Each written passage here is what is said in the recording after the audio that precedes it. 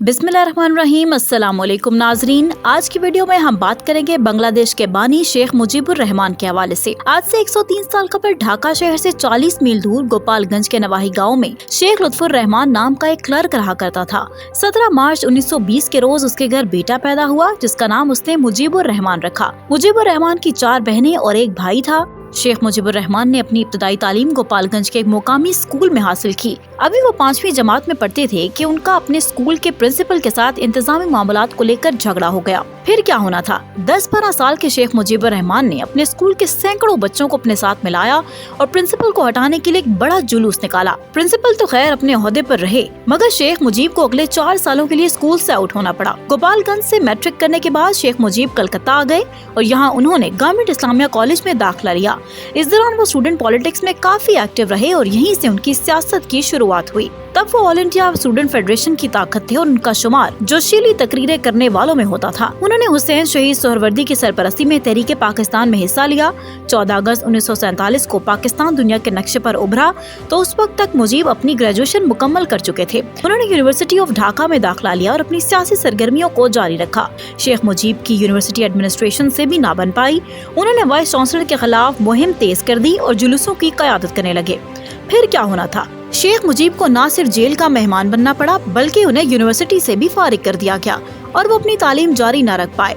कायद-ए-आज़म मोहम्मद अली जिन्ना की वफात के बाद बंगाली जुबान को मशरकी पाकिस्तान में कौमी जुबान का दर्जा देने की तहरीक जोर पकड़ने लगी और दंगे फसादात होने लगे तो इसमें शेख मुजीबुर रहमान आगे थे। फिर जब हुसैन शहीद सोहरवर्दी की क़यादत में पाकिस्तान अवामी मुस्लिम लीग के नाम से अलग सियासी धड़ा बनाया गया तो शेख मुजीब भी मुस्लिम लीग से राहें जुदा करके उसमें शामिल हो गए और उन्हें पार्टी का जनरल सेक्रेटरी बना दिया गया। 1954 में पहली बार वो बंगाल असेंबली के मेंबर मुंतखब हुए और उन्हें मशरकी पाकिस्तान के चीफ मिनिस्टर A.K. फजल हक ने अपनी काबीना में शामिल करते हुए वजारत ज़राअत का कलमदान सौंपा। अगले ही साल वो पाकिस्तान की कानून साज असेंबली के मेंबर भी मुंतखब हुए और वो अयूब खान के मार्शल लॉ तक मेंबर असेंबली रहे। अयूब खान ने मुजीबुर रहमान को 3 साल तक जेल में कैद रखा, लेकिन वो जेल में बैठकर भी अपनी सियासत करते रहे।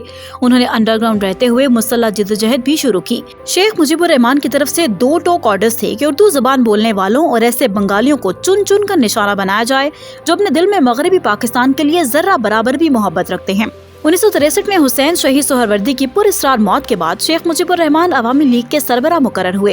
1964 के सदारती इंतखाबात में अवामी लीग के अयूब खान के मद्दे मुकाबिल फातिमा जिन्ना को सपोर्ट किया। आपको जानकर हैरानी होगी कि सदारती इंतखाबात में फातिमा जिन्ना की कागजात नामजदगी जमा करवाने वाले शेख मुजीबुर रहमान खुद थे। वो फातिमा जिन्ना के इलेक्शन कैंपेन के इंचार्ज भी मुकर्रर हुए। अगर आप उस दौर की तस्वीर देखें तो यकीनन हर जलसे में फातिमा जिन्ना के साथ आपको शेख मुजीबुर रहमान दिखेंगे।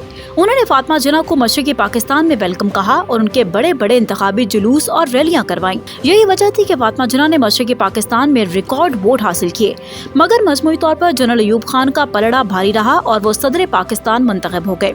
उस दौर में प्रिंट होने वाली अखबारात को खंगाला जाए तो अयूब खान अपने इंतखाबी जलसों में एलानिया कहा करते थे कि फातिमा जिन्ना भारतीय और अमरीकी एजेंट हैं और उसे अपने वोट देने का मतलब पाकिस्तान तोड़ने के मुतरादिफ होगा।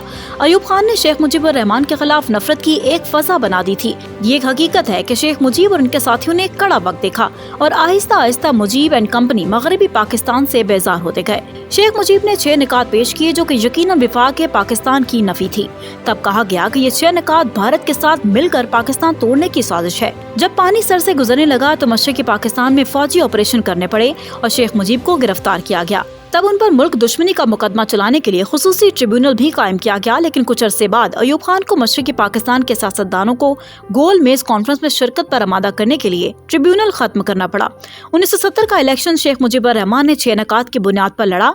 अवामी लीग के सरबराह शेख मुजीबुर रहमान ढाका शहर के 2 हलकों से NE 111 और NE 112 से उम्मीदवार थे, जहां उन्हें वाज़ेह बरतरी हासिल हुई और वो दूसरी मरतबा कौमी असेंबली के मेंबर मुंतखब हुए। उस वक्त नेशनल असेंबली की 300 नशिस्तों में से 160 नशिस्तें जीत कर वो हुकूमत बनाने की पोजीशन में थे और जुल्फ़िकार अली भुट्टो की पीपल्स पार्टी के हल्के में 81 सीटें आई थी।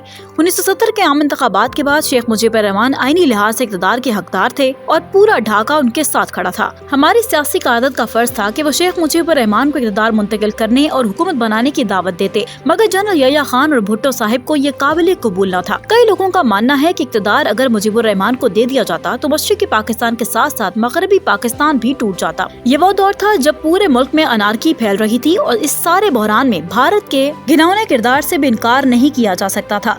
सदर यहया खान ने दरसूसा असेंबली का इजलास तलब नहीं किया तो मार्च 1971 में मुजीबुर रहमान ने अदम एतमाद तहरीक शुरू कर दी, जिसके बाद फौजी कार्रवाई शुरू कर दी गई और फिर शेख मुजीबुर रहमान को गिरफ्तार किया गया। ऑपरेशन नाकाम रहा और पाक फौज ने मुजीबुर रहमान की हिमायत में लड़ने वाले भारतीय फौजियों के सामने हथियार डाल दिए। 16 दिसंबर 1971 हमारी तारीख का वो स्याह तरीन दिन था जिस रोज पाकिस्तान दो लख्त हो गया। जनवरी 1972 को मुजीबुर रहमान को रिहा किया गया और 12 जनवरी को उन्हें बांग्लादेश का वजीर आज़म नामजद किया गया। इसमें कोई शुबा नहीं कि मुजीबुर रहमान ने तहरीके पाकिस्तान में कारकुन की हैसियत से हिस्सा लिया था। बावजूद इसके कि भुट्टो साहिब से गलतियां हुई, लेकिन ये भी हकीकत है कि मुजीबुर रहमान भारत से राबते में था और आजाद बांग्लादेश ही उसकी मंजिल थी। बांग्लादेश बनने के बाद बरतानवी सहाफियों को दिए गए इंटरव्यू में मुजीबुर रहमान का कहना था कि 1947 से ही आजाद बांग्लादेश के कयाम के लिए काम कर रहा हूँ। जिस शेख मुजीबुर रहमान को जुल्फकार अली भुट्टो पाकिस्तान तोड़ने वाला भारतीय अलाकार और गद्दार मिल्लत जैसे अलकाबात से नवाजते थे, सकूते ढाका के बाद भुट्टो साहिब उसी मुजीब से ऐसे गले मिलते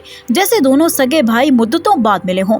और फिर चश्मे फलक ने वो नजारा भी देखा जब फरवरी 1974 में पाकिस्तान दुश्मन कहलाए जाने वाले शेख मुजीबुर रहमान इस्लामी सरबराही कॉन्फ्रेंस में शिरकत के लिए लाहौर आए और दुनिया ने उसी गद्दार को भुट्टो साहिब के हाथों में हाथ डाले हंसते मुस्कुराते देखा। 15 अगस्त 1975 के रोज जब इंडिया अपना कौमी दिन मना रहा था तो उसी रोज बांग्लादेश की फौज की बगावत कर दी। शेख मुजीबुर रहमान पर कातिलाना हमला किया गया जिसमें वो खुद, उनकी अहलिया, तीनों बेटे और स्टाफ के कुछ लोग मारे गए, मगर उनकी दो बेटियां शेख हसीना और शेख रेहाना जिंदा रहीं क्योंकि वो उस वक्त बैरून मुल्क में थी। पाकिस्तान के नामवर तज्जिया निगार और कॉलम निगार ओरिया मकबूल जान सहाने मशरिकी पाकिस्तान के तनाजुर में अपने कॉलम में लिखते हैं कि बांग्लादेश की तख्लीक 3 किरदारों के गिर्द घूमती है जिन्होंने हवस से इक़्तिदार में पाकिस्तान से दुश्मनी की। तारीख शाहिद है कि वो सिर्फ तीनों ही नहीं बल्कि उनके पूरे खानदान आज 40 साल गुजरने के बावजूद भी ऐसी मौत को तरस रहे हैं जहाँ कोई शख्स तबई मौत के बाद दफन हुआ हो। इंदिरा गांधी, इसके दोनों बेटे संजय और राजीव, शेख मुजीबुर रहमान, बीवी फजीलतुन्निसा, बेटा शेख कमाल, भाई शेख निसार, 10 साल बेटा शेख रुसल और बेटा शेख जमाल, जुल्फकार अली भुट्टो, उसके दोनों बेटे मुर्तजा और शाहनवाज और बेटी बेनजीर, सब के सब ऐसे ही अपने अंजाम को पहुंच गए। याद रहे कि शेख मुजीबुर रहमान की बेटी शेख हसीना वाजिद इस वक्त बांग्लादेश की वजीर आज़म है। शेख हसीना वाजिद की भांजी और मुजीबुर रहमान की नवासी ट्यूलिप सदीक बरतानवी शहरी हैं। लेबर पार्टी से ताल्लुक रखने वाली ट्यूलिप सदीक कई बार इलेक्शन जीतकर पार्लियामेंट तक पहुंची रही, जो कि इस वक्त भी मेंबर ऑफ पार्लियामेंट हैं। उम्मीद करती हूँ आपको आज की वीडियो पसंद आई होगी। वीडियो पसंद आई हो तो वीडियो को लाइक एंड शेयर करें, चैनल को भी सब्सक्राइब करना ना भूलिए और कमेंट सेक्शन में अपनी राय का इजहार जरूर कीजिएगा।